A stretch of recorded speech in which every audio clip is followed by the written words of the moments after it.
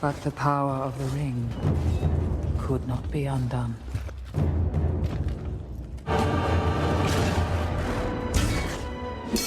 It was in this moment that Isildur took up his father's sword.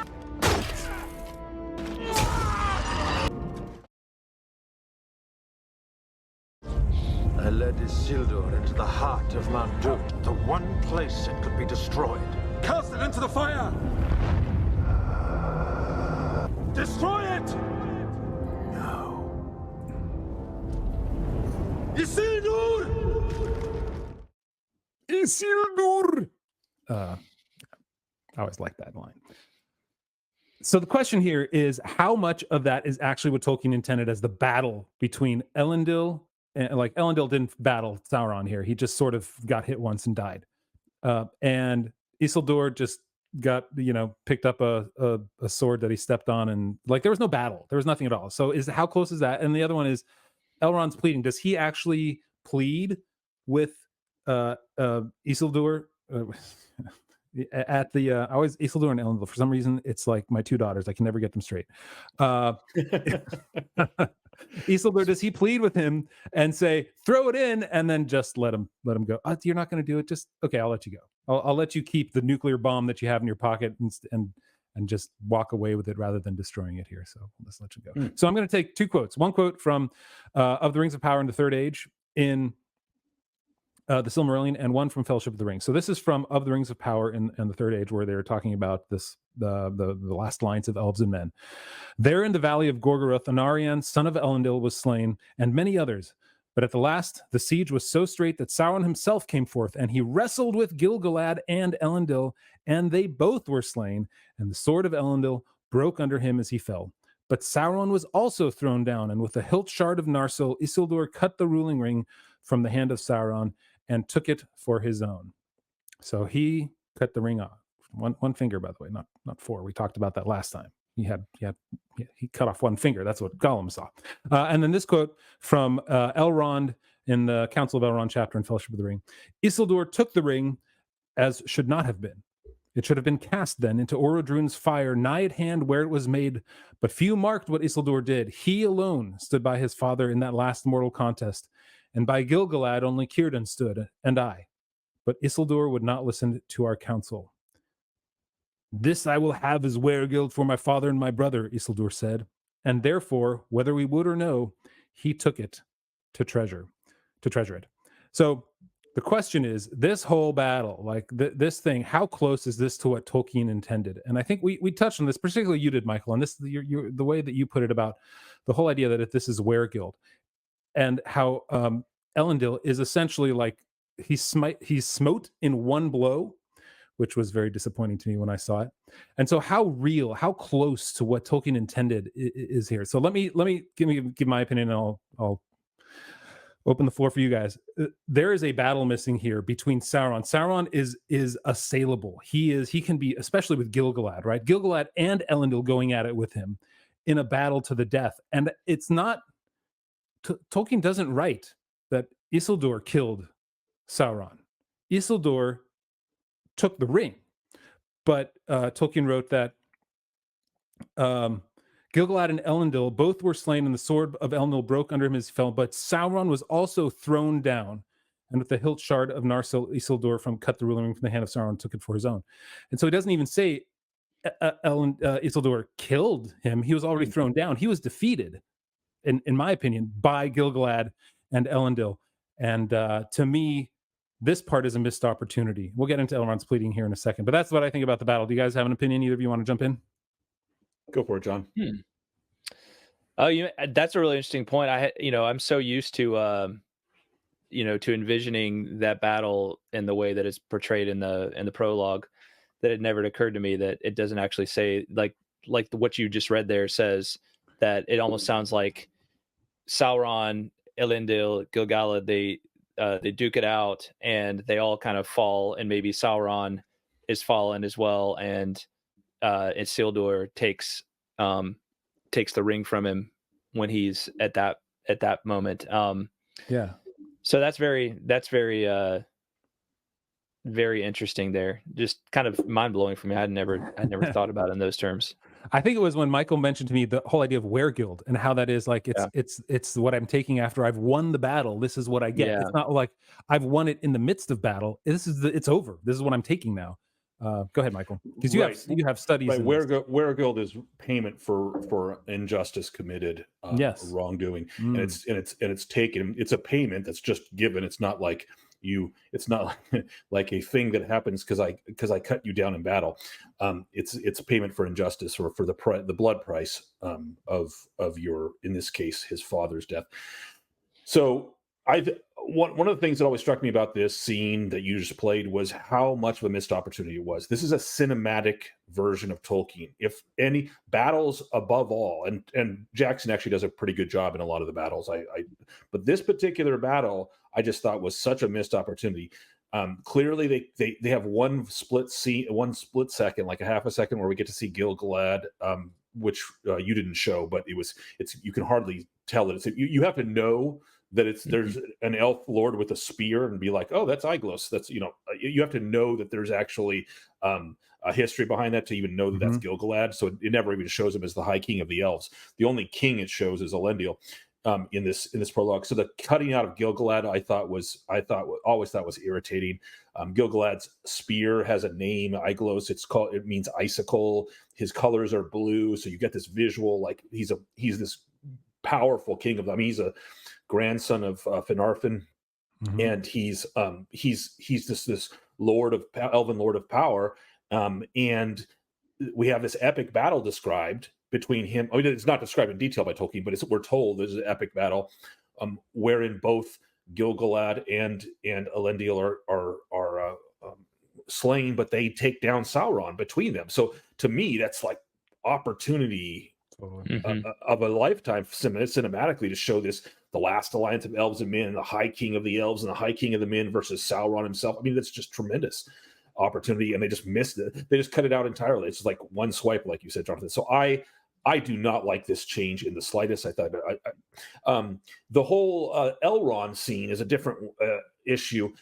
Also, they cut out Círdan. Círdan, in fact, does appear in the prologue. It does briefly for a brief second because he has the ring. He has Narya at that time, the Ring of Fire. But so he's the old elf, although he doesn't have a beard, which I always thought was irritating because Círdan is the one elf that we know has a beard. I think he's the only one.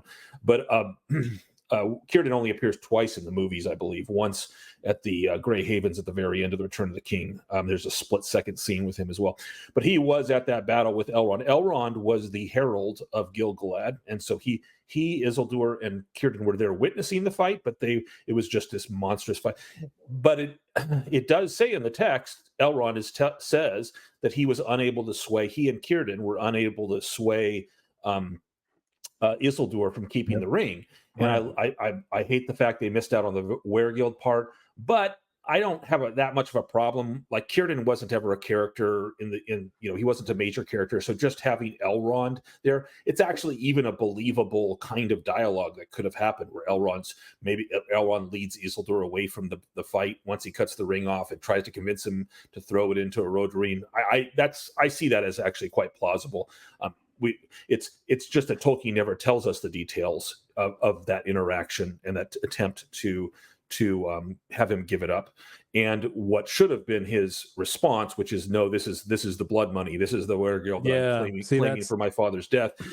So that's the part where it departs from but the whole pleading side of it, where Elrond's trying to convince him, that something like that had to happen. Maybe it was Elrond and Círdan together, but anyway, those are my thoughts on it. Yeah, I think Elrond's pleading is okay. I just think that it's a missed opportunity and they did that in order to bookend the movie too, right? You had Frodo and Sam and Gollum at the same place trying to destroy the ring, and that's where Isildur decided not to. And so I understand putting that in, although it never says that Elrond took him to the, what is it called, the Samath Nar or something like that, right? And so is it real? Is it right? I'm okay with it. I'm just, it's done to be a cinematic thing. It probably, jumping a little bit forward, probably makes the movie a little bit better by doing that. But anyway, let's and right before we answer this question, let me just point out, Jonathan, there's going to be times when we're going to come across changes, not often, but we're going to come across changes that Jackson makes. And one of the things I'm going to say about them is that's not what happened in the books, but it's not contrary to what could have happened in the books. Yeah. In other words, Tolkien just doesn't describe specifically what happens. And the question should be in our minds, is this a realistic possible way that this could have happened? Yeah. And if it weren't for the Weregild, I would say yes in this case. Okay. So is it lore friendly? You're saying no. Overall, I'm saying no, because there are two changes we're lumping in, which is the fight, and the fight puts it over the edge. Like the battle, there's no Gil-galad. There's Elendil doesn't even put up a fight. It's not a. This is not and then Isildur cuts. Like Isildur is the one that defeats Sauron with a broken sword, which is not the way the lore puts it at all, and the emphasis should be different. I feel like this is, the fight between Fingolfin and Morgoth, the challenge that he makes to him at the gates of Angband. It's sort of like this is the harkens back to that, and I think having something that would have been great like that would have been so cool to see on screen. Although it was early in the film, I get it, that would have been hard to do, and you don't want to have a big huge battle and then come down after that to the hobbits for the next hour and a half. You know what though, Jonathan? Sometimes, like if this happens sometimes with Marvel movies and other things, you can have a scene which lasts only a few seconds longer, which shows lore accurate. You can show a battle like for 5 or 10 seconds between Gil-galad and the people that know the people that know the books will really, you're doing fan service, right? They appreciate what you're doing, and it isn't going to detract from the movie. It's an elf king and a human king battling Sauron, and the anyway. I agree. I hear. Okay, so I'm just going to go and say no. It's not lore friendly. It's a missed opportunity. I want to see Fingolfin fight Morgoth sometime in my lifetime, but not by. Do you mean Gil-galad fight Sauron? You keep no. I just think like a great battle between the great, like Gil-galad being the one of the the last great king, and Sauron being a big bad guy. But it harkens back to what the battle between Fingolfin and Morgoth would have been like. Definitely, it's an echo. Like. Definitely, it's an echo. The hugeness of Morgoth, and the bright shining goodness, beauty, immortality of Fingolfin there would have, like, you could have had a reflection of that, or a blurred image of that in the fight between them. But we get the awkward swinging of a mace that makes guys fly 50 yards in the air, which I just was funny to me, and still seems it doesn't look quite right. It looks like there's no heft to any of the people who are flying around. But anyway, all right, John, your turn. Go. I would say no, and I'd even add in that it's they even mess up. I mean, you have Numenorians with beards. I mean, Numenorians aren't supposed to have beards. And Elendil, they missed an opportunity to show Elendil being like 8 feet tall, right? Like, Elendil tall, right? Yeah. And I kind of I kind of snicker when I say those things, but at the same time I'm like, but really, like, like, as I look at it now, and I remember the first time I saw the movie, I hadn't read the books or anything when I first saw the movie, and I just thought the prologue was so cool, and I still think it's really like it's really like one of the, like, Jackson does prologues really well, I think. And but now that I look at it, it's like, yeah, you get all the I can see it in your guys' shoes, having I assume read the books and everything at that point, and like knowing a lot of the lore. That it would have been a huge, there would have been lots of things very disappointing about it. But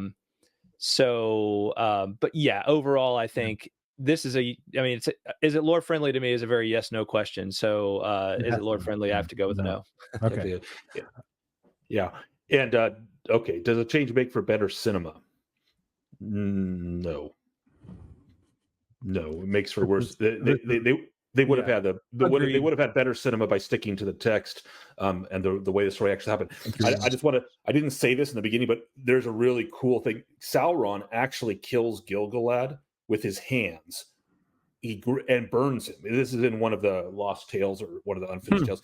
He like there's a note where he kills him with the fire from his hands. So this is maybe amplified by the power of the ring. I mean, just cinematically, there's so much cool stuff you could do with that kind of thing. Like Aeglos, I can see like Aeglos having impaled him or something with Aeglos, sorry, Gil-galad impaled him with Aeglos, and Sauron just sort of brings him close and burns him, and he goes up in flames, and then Elendil comes in swinging. I mean, just there's so much cool stuff you could do from an action sequence perspective.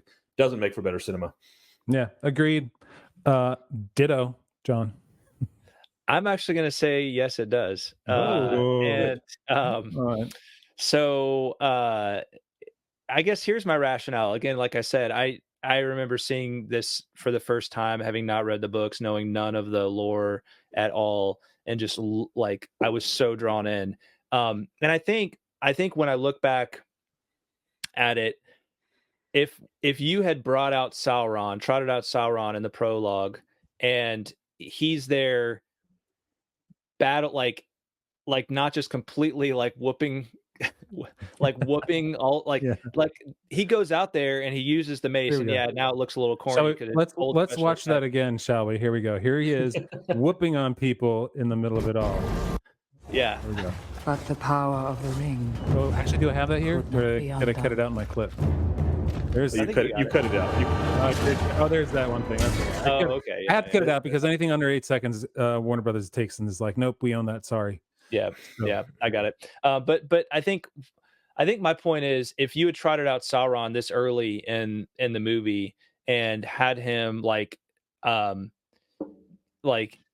if you had like an elf lord and a man like going toe to toe with him in like kind of an epic battle, A, that may have been too much too soon, and B, it would have maybe taken him down a notch early on. Mm-hmm. And I think it's much more compelling to show like it's almost like he's just whooping everybody, and then he just has this Achilles heel, right? Which is that he has, that Isildur gets just kind of lucky shot, chops the ring off, right? I think he trots out there and he just looks like, oh, that guy is unbeatable. Like no one can even like, everybody's terrified of him and nobody can handle him. And so that's why in my mind, remembering coming to it as a newbie, I think it probably makes for better cinema. As much as it, as a lore guy now, I'm like, I like what you guys say, and I would really love to see all of those scenes. Maybe later on in the movie show those, like, because I think the scene Council with of Elrond, they have a little more of that. They show the thing with Isildur isn't in that's Elrond. At the Council of Elrond, Okay. Maybe show more at that point, right, of the battle or something like that. But so in terms of the prologue, I'm saying yes, I think it is makes for better cinema. Yeah, I'm not real. This is one where I'm not super duper annoyed by it, or like in the sense that, like, when it comes to does it make for better or worse cinema, my no is kind of like, well, it kind of doesn't. It had to be a prologue, and you don't want to make the prologue last for 15 minutes. Yeah, or people are going to check out because the movie hasn't even started yet. So it's in Tolkien, when he talked about like the movie scripts, when he responded to movie scripts in his letters, he was okay with abridgment.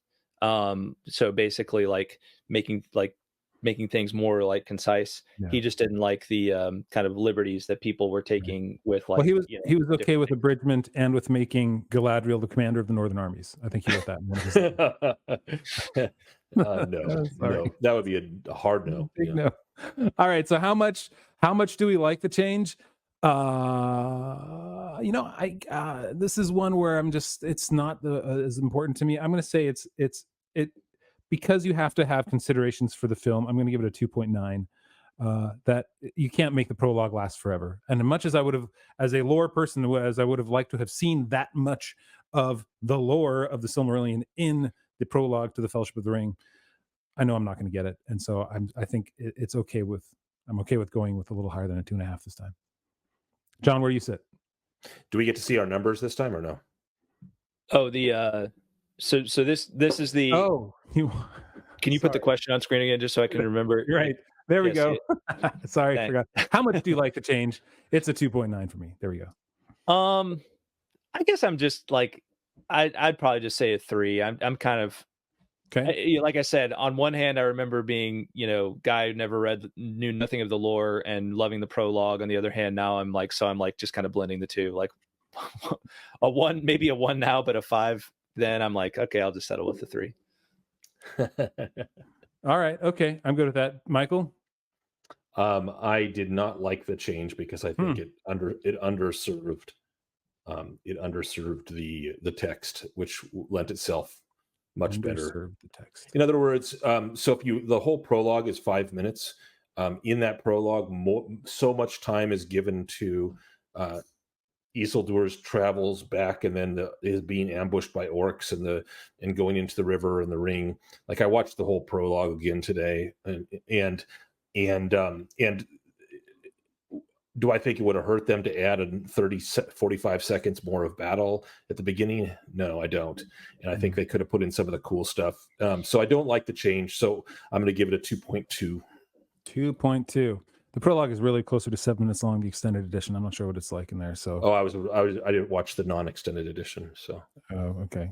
It's no longer the theatrical edition. It's the non-extended edition. Mm-hmm. Because the extended edition is really from the negative. Yes, that's right. All right. Well, that's good. John, you're bouncing from the top to the bottom here. We're hard to pin down. I like it.